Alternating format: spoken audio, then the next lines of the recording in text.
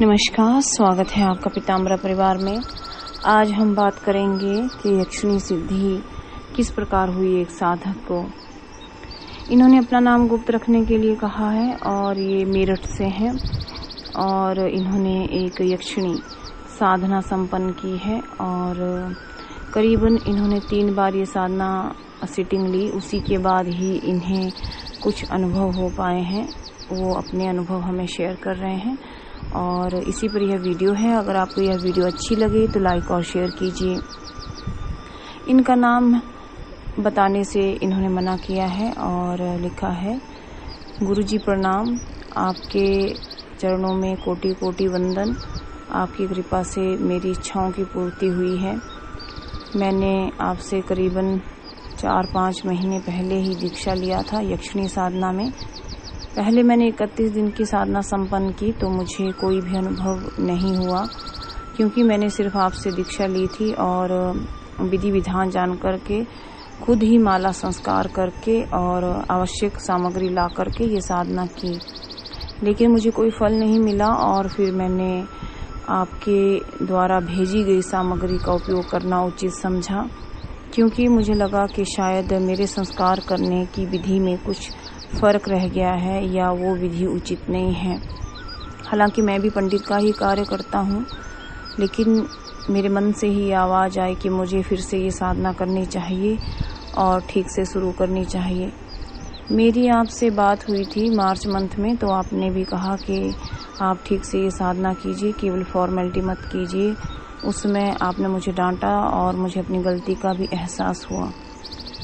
मैंने सबसे पहले गलती का सुधार किया और जो आपने मुख्य सामग्री बताई थी वो आपसे मंगा करके ये साधना मैंने शुरू की। लेकिन इस सेकंड सिटिंग में भी मुझे कोई अनुभव नहीं हुआ और केवल 15 दिन या 16वां दिन मेरा सेकंड सिटिंग का रहा होगा तो घुंघरुओं की झनकार सुनाई दी थी, बस इतना ही।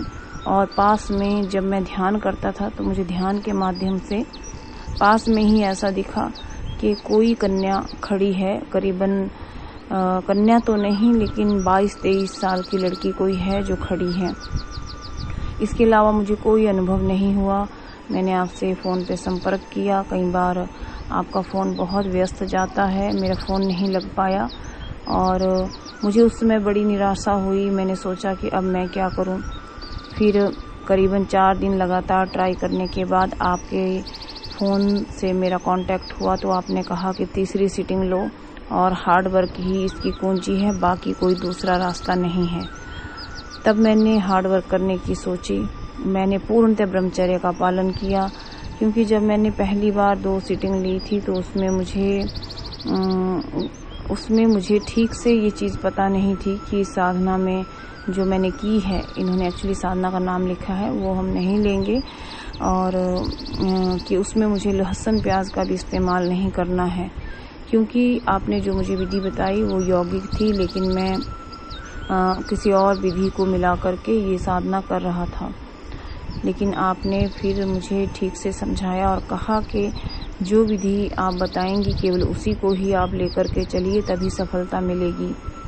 उसके बाद से जब मैंने तीसरी सिटिंग ली तो मैं आपको क्या बताऊं, खुशी से मेरा मन झूम रहा है और मैं अभी भी अपने आसन पे बैठा हूँ और आसन पे बैठ कर के ही ये आपको व्हाट्सएप कर रहा हूँ। मैं आपको क्या बताऊँ कि दूसरे दिन ही जो मेरा धन एक व्यक्ति है जो करीबन 4.5 साल, करीब 5 ही रख लीजिए हो गया था, वो मेरा पैसा वापस नहीं कर रहा था, ब्याज भी नहीं दे रहा था। वो मेरा पैसा वापस करके भी गया और मुझे ब्याज भी लौटा करके गया। मुझे बड़ी हैरानी वाली बात हुई, क्योंकि खुद ही मेरे घर आकर के गया। गुरुजी, मैं इससे पहले उसके घर के बहुत सारे चक्कर काट चुका था, लगभग करीबन मैंने 101 चक्कर उसके घर के काटे होंगे, लेकिन उसने कभी भी मुझे 1 रुपया तक नहीं दिया। ये यक्षिणी माँ की ही कृपा है कि जब मैंने ये साधना शुरू की तभी से मुझे ये धन का लाभ होने लगा और आज भी रोज मुझे कहीं ना कहीं से धन का आना हो ही जाता है, कहीं ना कहीं से मेरे पास पैसे आते ही हैं। मैंने यक्षिणी माँ की साधना माँ के रूप में की और कहा कि मुझे केवल धन दें, क्योंकि मेरी आर्थिक स्थिति अच्छी नहीं थी। मेरे ऊपर करीबन 17 लाख का कर्जा था। सारा कर्जा निपट गया, पता ही नहीं चला कि 2 महीने में 17 लाख कहाँ से आया। अलग अलग रास्तों से आ गया। माँ की कृपा है, यक्षिणी माँ की कृपा है। और मैं आपको बताऊं कि उनका स्वरूप बहुत सुंदर है। लाल साड़ी पहने हैं देवी, उनकी आभा सुंदर है। मुझे अपने बच्चे की तरह प्रेम करती हैं, और जब मैं सोता हूँ तो मुझे लगता है कि मेरा सर जो है उनकी गोद में ही है। यक्षिणी माँ बहुत सुंदर हैं। उनके लंबे लंबे घुंघराले बाल हैं और कमर तक उनके बाल हैं। यक्षिणी माँ से मैंने आपके बारे में पूछा तो उन्होंने बताया कि आपके भी बहुत लंबे लंबे बाल हैं। क्या गुरुजी ये सच है? और गुरुजी, यक्षिणी माँ ने मुझे बताया है कि अगले साल ही मुझे पुत्र रत्न की भी प्राप्ति होगी। मुझे ये जानकर बहुत खुशी हुई, क्योंकि मेरे अभी 2 बेटियां हैं। ऐसा नहीं कि मैं बेटी होने से दुखी हूँ, ऐसा बिल्कुल भी नहीं है। जब से 2 बेटियां हुई हैं, घर में सारे मांगलिक कार्य ही होते रहते हैं। लेकिन बेटे की एक इच्छा है मेरे मन में, वो भी यक्षिणी माँ ने कहा है कि अगले साल तक तुम्हारी ये इच्छा स्वयं ही पूरी हो जाएगी और बहुत अच्छा जीव तुम्हारे पत्नी के गर्भ से जन्म लेगा। मेरा मन तब से बहुत झूम रहा है। मैं जब भी खाना खाता हूँ तो एक निवाला यक्षिणी माँ के लिए निकाल के रखता हूँ, क्योंकि मेरा ये उनके साथ वचन हुआ है कि पहला निवाला मैं उन्हें ही दूंगा। और उनके साथ मेरे कुल मिलाकर 5 वचन हुए, जो बहुत ही सुखमय है। आपने जो विधि बताई वो एकदम सात्विक यौगिक है, और मुझे जरा भी अफसोस नहीं हुआ इस साधना का करने का। बस आपने कहा था कि जब आपकी यक्षिणी साधना संपन्न हो जाए तो उसके बाद आप विसर्जन भी कर सकते हैं। तो अभी मैं विसर्जन नहीं करना चाहता हूँ, उनका जप आगे आगे और आगे बढ़ाना चाहता हूँ। मैं इतनी कृपा उनकी चाहता हूँ कि मुझे मेरे ऊपर उनकी कृपा हमेशा बनी रहे। अभी तो मुझे और भी धन कमाना है, और उनकी आज्ञा से मुझे कुछ एक मंत्र भी मिले हैं। उन्होंने मुझे शिव का और भैरव का एक बहुत ही गुप्त मंत्र दिया है, जो केवल मैं व्हाट्सएप पर लिखकर तो दे रहा हूँ, पर आप उसको यूट्यूब पे मत बताना। आप ये देख लेना कि ये मंत्र सही है या नहीं। आपकी बहुत मेरे ऊपर कृपा होगी। आप के कारण ही मैं इस सफलता में गया हूँ, और ये सफलता मैंने हासिल की है। कर्ज से मुक्ति हो गई। लोग खुद ही मुझे आकर के पैसे देने लगे हैं।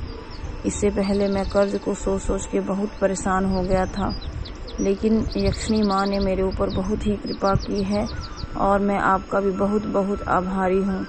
गुरुजी, जब से आप मेरे जीवन में आए तब से बहुत ही सुधार हो गया।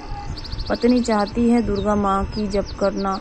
अब आप मुझे बता दीजिए कि यक्षिणी साधना जब मैं करता हूँ तो क्या उस घर में दुर्गा माँ की पूजा हो सकती है या नहीं? क्या मैं अपनी पत्नी को आपसे यक्षिणी साधना की दीक्षा दिलाऊं या फिर माँ दुर्गा की? क्योंकि उन्होंने अनुदान तैयार कर रखा है, कल ही आपके अकाउंट में वो जमा कर देंगी।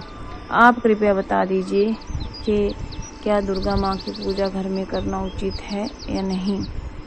और जो आपने यक्षिणी जी की मूर्ति मुझे भेजी है उसमें बहुत ही हलचल होती है, कभी दाएं कभी बाएं मुड़ जाती है, और कभी मैं भोग लगाऊं तो भोग ग्रहण करती है। पता नहीं, मुझे ही ऐसा लगता है। पत्नी के हाथ से भोग नहीं लेती, सिर्फ मेरे हाथ से ही भोग लेती है। आपकी बहुत ही कृपा हो गई है, और मैं अब उनकी ही पूजा करना चाहता हूँ, क्योंकि मेरे जीवन में बहुत ही अच्छा प्रभाव पड़ा है। बच्चे भी अब मैं अच्छे स्कूलों में डालूँगा। बस कोरोना ख़त्म हो जाए, मैं अच्छे स्कूलों में अपने बच्चों की एडमिशन करा दूँगा। अब तो मेरे पास माता की कृपा से धन की कोई कमी नहीं है। यक्षिणी माता की मैं बारंबार जय बोलता हूँ। जब भी सुबह उठता हूँ यक्षिणी माता का ध्यान करके ही उठता हूँ, और मुझे वो अपने मस्तक पे हमेशा मुस्कुराती हुई दिखाई देती हैं। उनकी बहुत कृपा है, बहुत ही कृपा है। अभी मैं जब बाइक से जा रहा था, परसों की ही बात है, मेरा टायर पंचर होने वाला था। मेरी बाइक का टायर पंचर होने वाला था, तो उन्होंने मुझे पहले ही संकेत दे दिया था कि ये होने वाला है, पर मैं फिर भी जानबूझकर चलता रहा और मेरा आगे जैसे जाके टायर पंचर हो गया बाइक का। तब माँ ने कहा मेरी बात नहीं मानता है। मैंने बस मुस्कुरा दिया। तो माँ ने कहा रुक, अभी तेरे लिए मदद आ जाएगी। तभी मैं देखता हूँ कि 2 लोगों ने आकर के मेरी मदद कर दी। ये सब माँ यक्षिणी की ही कृपा है। जय यक्षिणी माँ, जय यक्षिणी माँ, जय यक्षिणी माँ, जय गुरु माँ। तो ये इनके अनुभव थे और इन्हें सफलता मिली है यक्षिणी साधना में 3री सिटिंग में। बाकी जिस रूम में इन्होंने माँ यक्षिणी की साधना की है, वहाँ पे माँ दुर्गा की साधना नहीं हो सकती है। अन्यत्र प्लेस में या कोई भी अन्य कोई जगह हो, उसमें आप यक्षिणी माँ की साधना दुर्गा माँ की साधना कर सकते हैं, क्योंकि जहाँ दुर्गा शक्ति फिर चलने लगेगी वहाँ पे यक्षिणी नहीं आ सकती है। ऐसा भी है, क्योंकि यदि आपकी पत्नी ने बहुत अच्छे से जप कर लिया और दुर्गा माँ की कृपा होने लगी तो यक्षिणी फिर भय खा सकती है। अगर आप सभी को यह वीडियो अच्छा लगा हो तो लाइक और शेयर कीजिए। धन्यवाद।